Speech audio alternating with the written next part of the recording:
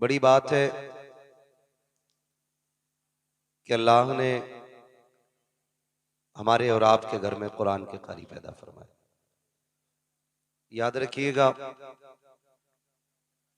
अक्लमंद और बड़ा आदमी वो नहीं होता है जो अपने पीछे बंगले गाड़ियां छोड़ के जाए, बैंक बैलेंस छोड़े। बड़ा आदमी वो होता है जो अपने पीछे कुरान वाले छोड़ जाए, जिसके पीछे हाथ उठा के दुआएं करने वाले लोग हों, वो सबसे ज्यादा खुश नसीब होता है।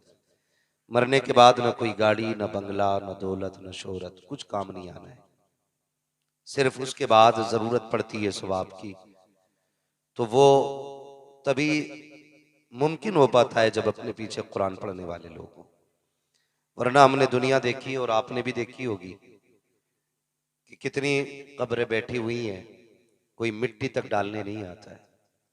फाता पढ़नी तो बड़ी बात है, कोई कब्र के तख्ते छुपाने तक नहीं आता। कई कब्रों में कफन तक नजर आता है, लेकिन कोई मिट्टी डालने वाला नहीं होता। जब हमारी नस्लों को इतनी फुर्सत नहीं कि हमारी कब्र पे मिट्टी डाल सके, तो ये क्या गारंटी है कि वो मरने के बाद हमारी कब्रों पे आके रोज फाता पढ़ेंगे? कोई गारंटी नहीं है। अलबत्ता जिन्होंने अपने बेटों को कुरान का कारी बनाया, आलिम दीन बनाया, उनके लिए इतनी सहूलत रहती है कि कोई उनकी कब्र पे जाए ना जाए, जहां उनका बेटा, पोता, परपोता बैठ के कुरान पढ़ेगा या पढ़ाएगा, अल्लाह उसका सवाब उनकी कब्रों में पहुंचाता रहेगा। अब एक चीज जो ना पढ़ सके और ना औलाद को पढ़ा सके, उनके लिए एक तीसरा मौका है कि वो पढ़ने वालों से मोहब्बत करें। ये लास्ट चांस है कि वो पढ़ने वालों से प्यार करें। अगर आप पढ़ने वालों से प्यार करेंगे तो अल्लाह इनकी मोहब्बत का सिला आपको अता फरमाएगा। अल्लाह तौफीक दे तो कभी पढ़ने वालों को खाना खिलाया करें, कभी पानी पिलाया करें। ये एक एक वक्त की रोटी शायद काम आ जाए, एक गिलास पानी शायद बख्शिश का जरिया बन जाए। आज तो हमारी नजर में ये मुखिया का बेटा है, प्रधान का बेटा, नत्थू का बेटा है, कारी अब्दुल मुत्तलिब का बेटा है, फलां का बेटा है। भले हम आज ना कोई इज्जत नहीं देते, मरने के बाद इज्जतों का पता चलेगा। फरमाया गया कि कयामत में दो लाइनें लगी होंगी, एक लाइन जन्नतियों की होगी, दूसरी लाइन जहन्नमियों की होगी। सिर्फ दो ही लाइनें लगनी है, वहां तीसरी लाइन नहीं है। एक लाइन जन्नतियों की, दूसरी जहन्नमियों की। अगर ऐसा हुआ, आपने अगर किसी कुरान वाले पे कोई एहसान किया है और आप जहन्नमियों की लाइन में लगे और वो कुरान वाला जन्नतियों की लाइन में लगे, बुजुर्ग फरमाया करते हैं ये कुरान पढ़ने वाले जन्नत के परिंदे होते हैं, ये जन्नत के परिंदे होते हैं। और फरमाया ये गया है कि जब ये चलते हैं तो फरिश्ते इनके पैरों में पर बिछाया करते हैं। इतनी इज्जतें किसे मिलती हैं साहिब? किसे इतना वकार मिला? किसे इतनी इज्जत मिली? ये इज्जत अल्लाह कुरान वालों को अता फरमाता है। तो ये अगर उस लाइन में खड़े हुए ना, जो जन्नतियों की लाइन है, बंदे की निगाह पड़ जाएगी। उस वक्त तो एक एक तिनके का सहारा तलाश करेगा ना आदमी, एक एक तिनके का। वो ढूंढेगा कोई सहारा, सहारा, फिर नजर पड़ेगी किसी कुरान वाले पे, इशारा करके कहेगा याद है एक दिन मैंने दावत खिलाई थी, याद है ना एक दिन मैंने खाना खिलाया था, कहेगा हाँ याद तो है। अब फिर आज उस खाने का सिला चाहिए, बदला चाहिए। पूछेगा क्या चाहिए? कहा आज फंसे हैं, जन्नत की तरफ ले चलो। जब लाइन रुक जाएगी ना, अल्लाह फरमाएगा फरिश्तों पूछो ये जन्नत की लाइन रुक क्यों गई है? हालांकि वो जानता है। वो फरमाएगा ये रुके क्यों? फरिश्ते पूछेंगे आगे क्यों नहीं जाता? भाई शहीद इसलिए शहीद हुआ कि जन्नत चाहिए, बंदा 5 लाख लगा के हज करने इसलिए गया कि जन्नत चाहिए, और तू जन्नत में नहीं जाता। वो कहेगा बात मेरी नहीं है, मुझे इसलिए जन्नत दी जा रही है कि मैं हाफिज बनाऊं, मगर मालिक ये वो लोग जहन्नम की लाइन में खड़े हैं कि जिनके जरिए मुझे मदद मिली थी। कहना क्या चाहता है? कहा मालिक ये जो खड़ा है ना, इसने खाना खिलाया था, आज ये बदला मांग रहा है। रब फरमाएगा आगे चलने का क्या लेगा? वो कहेगा मालिक बस इन्हें मेरे साथ भेज दे। रब फरमाएगा एक की बात नहीं है, तब तेरी मर्जी है, जिसे तू चाहे उसे हाथ पकड़ के जन्नत में ले जा, फिर वो जिसे चाहेगा उसे जन्नत में लेके जाएगा। मैंने ये बात अभी गालिबन कल या परसों बयान की थी। बाप था नाम हमारे यहाँ उसूल क्या है, अक्सर मदरसों में गरीब लोग पढ़ते पढ़ाते हैं, अमीरों को तो अय्याशी और दौलत के ऐश से फुर्सत ही नहीं मिलती। उनकी नजरों में तो ये ख्वाब काफी है कि 10,000 देके किसी भी पीर से नमाज जनाजा पढ़वा लेंगे। दौलत पे बड़ा घमंड रहता है। भाई दौलत कितनी भी हो ना, पढ़ा लिखा पीछे छोड़ जाना, पढ़ा लिखा पीछे छोड़ जाना, बड़े काम आएगा, सोच भी नहीं सकते आप। बूढ़ी औरत थी, एक शख्स बेटे को पढ़ाने लेके गया मदरसे में। आज तो अल्लाह का शुक्र है, आप लोगों का ताउन रहता है, मोहब्बतें रहती हैं। कई बार बस्ती के लोग इतना खाना खिलाते हैं कि मदरसे को खिलाने की जरूरत ही नहीं पड़ती है। ये अलग अलग मोहब्बतें रहती हैं। वो बूढ़ी औरत थी ना, वो बंदा अपने बच्चे को लेके गया मदरसे में कि बच्चे का एडमिशन कराना है।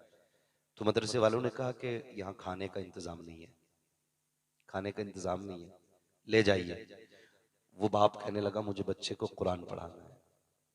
कहा खाना नहीं मिलेगा। बाप ने कहा खाना अगर ना भी मिले ना, का जो आपके मदरसे के बच्चे खाएं, जो फेंका जाए ना, वो मेरे बच्चे को दे दिया करे, उस झूठन से मेरा बच्चा गुजारा कर लेगा, लेकिन पढ़ाना है बच्चे को। इतनी लगन है कि बेटे को दीन देना है। उस्ताद ने कहा ठीक है तेरी मर्जी, लेकिन जब लगन सच्ची होती है ना तो फिर इंतजाम रब फरमा दिया करता है। इतने में एक बूढ़ी ना लाठी टेकते टेकते मदरसे आ गई।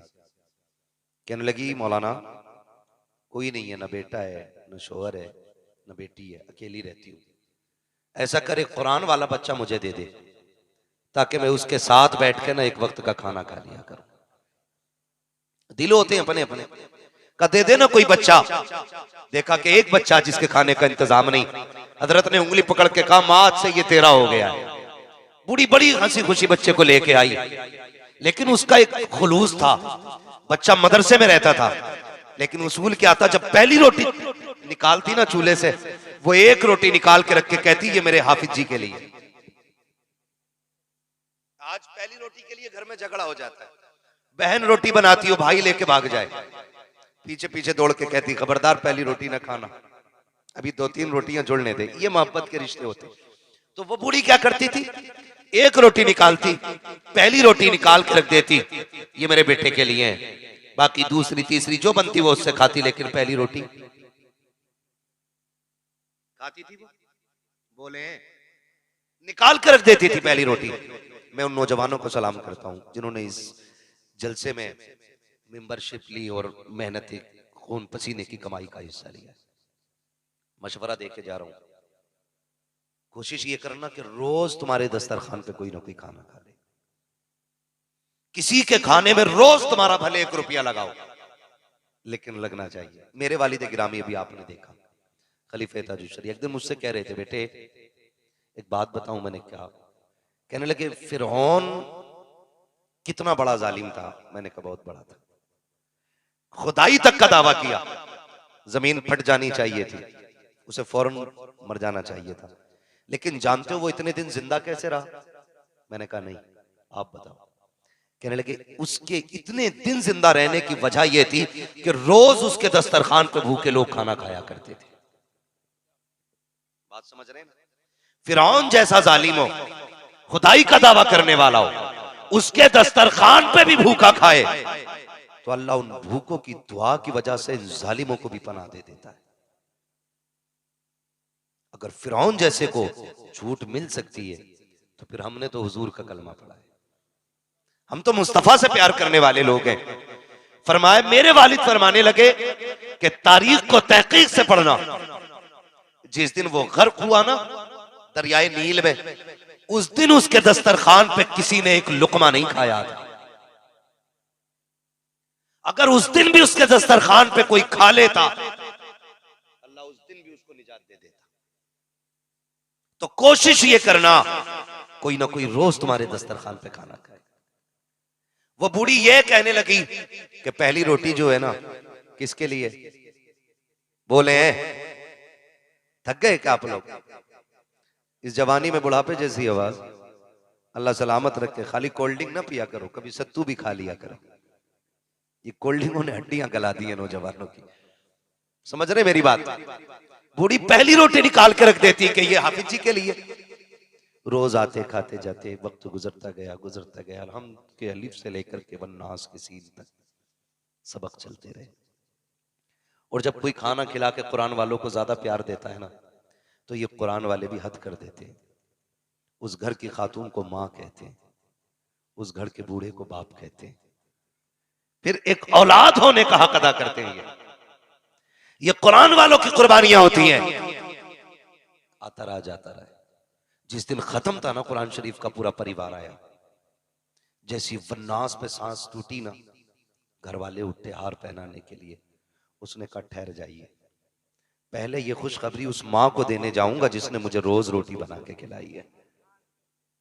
सबको छोड़ गया, दौड़ करके जब उस खातून के दरवाजे पे गया ना जिसने रोटी खिलाई थी, भीड़ लगी थी लोगों की।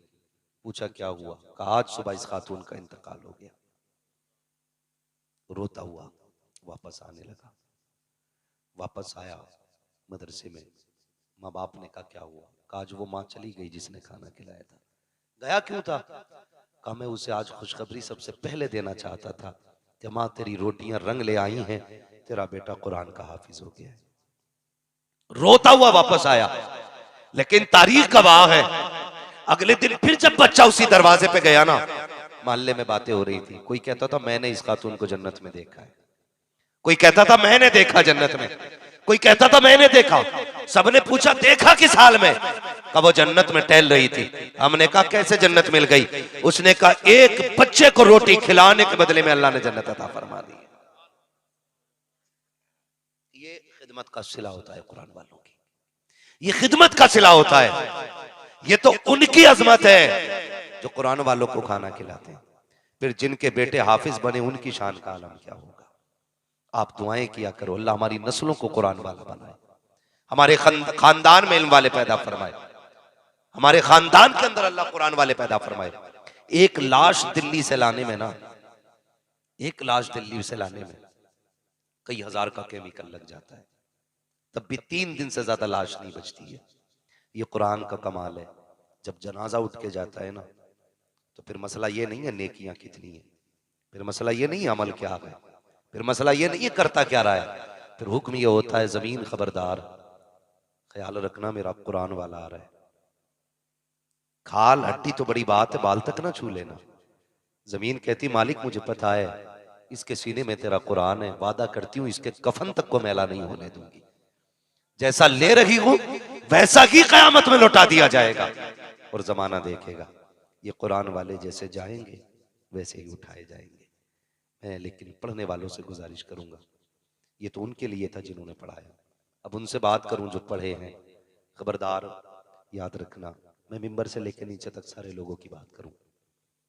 हजरत एक बाप अपने बच्चों को पढ़ाता है, लेकिन पूरी जिंदगी उसे कुरान सुनने की फुर्सत नहीं मिलती है।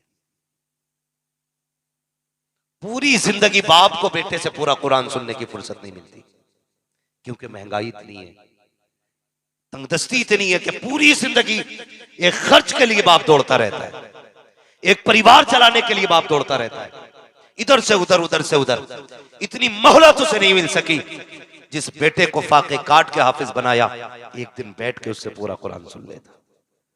अब हाफिजों की ड्यूटी है, जब बाप कब्रिस्तान चला जाए ना, तो जब लोग मिट्टी दे के लौट आए, तो बेटों की जिम्मेदारी बनती है बाप की कब्र पे बैठ जाएं और कहें अब्बा पूरी जिंदगी तुझे जमीन पे कुरान सुनने की फुर्सत नहीं मिली, आज तू भी फुर्सत में है, हम भी फुर्सत में हैं। उतनी देर बैठे रहना जब तक पूरा कुरान अपने बाप को कब्र पे सुनाना। तो पूरा कुरान जब मुकम्मल हो जाए तब कब्र से उठ के आना। हमारा ईमान कहता है कुरान मुकम्मल बाद में होगा, बख्शिश की जमानत अल्लाह कब्र में पहले अता फरमा देगा। ये जिम्मेदारी है पढ़ने वालों की। और शागिर्दों से भी आखिरी बात है, जब तक जिंदा रहना उस्ताद की इज्जत करते रहना, उस्ताद की इज्जत करते रहना। जब तक उस्ताद की इज्जत करते रहेंगे अल्लाह आपको बड़ा बना देगा। जिस दिन आप बड़े बन गए उसी दिन आप समझ लेना छोटे होने शुरू हो जाएंगे। उस्ताद के आगे कभी बड़ा नहीं बनना है, हमेशा उस्ताद को बड़ा मानना है। उन माओं का शुक्रिया अदा करना जिन्होंने तुम्हें पढ़ाने के लिए खाना खिलाया, उन बहनों का शुक्रिया अदा करना जिन्होंने तुम्हारी खिदमत करके तुम्हें हाफिज बनाया।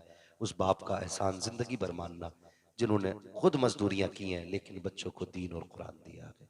सारे बच्चों की जिम्मेदारी ये है। अब मैं आपसे ये गुजारिश करूंगा कि जो भी हजरात इस इदारे का ताउन करना चाहें अपने इस इदारे का ताउन करें, ताकि क़यामत के दिन 1000 रुपये माशाल्लाह हाफिज इनायत नबी साहब इन्होंने 1000 रुपये देने का वादा किया। आप सुभान अल्लाह कह दें अगर पैसे नहीं दे रहे तो। माशाल्लाह, अल्लाह ताला हाफिज साहब के इस नजराने को अपनी बारगाह में कबूल फरमाए। जिन लोगों को भी ताउन करना है कर लें, ताकि गारंटी कोई नहीं है। बड़े बड़े जमींदारों की औलाद डांस कर रही है अब्बा की दौलत पे, गारंटी नहीं है तुम्हारी दौलत पे भी कोई काम करे। माशाल्लाह 500 रुपये हमारे भाई हाफिज मोहम्मद आमिल माशाल्लाह ताउल गौस के रिलेशन में माशाल्लाह इन्होंने 500 रुपये इदारे के लिए पेश किए। अल्लाह रब्बुल इज्जत कबूल फरमाए। जो हजरात भी ताउन करना चाहें जल्दी कर लें, क्योंकि आज तकरीर का वक्त ही नहीं है। और ये हमारी और आपकी खुशनसीबी है कि हमारे बीच में सरकार वैस में साहब कुल्ला तशरीफ लाए हैं। बहुत बड़ी बात है। आप हजरात से गुजारिश है जो हजरात भी ताउन करना चाहते हैं जल्द अज जल्द इदारे का ताउन करें, ताकि आपके खून पसीने की कमाई से मदरसे में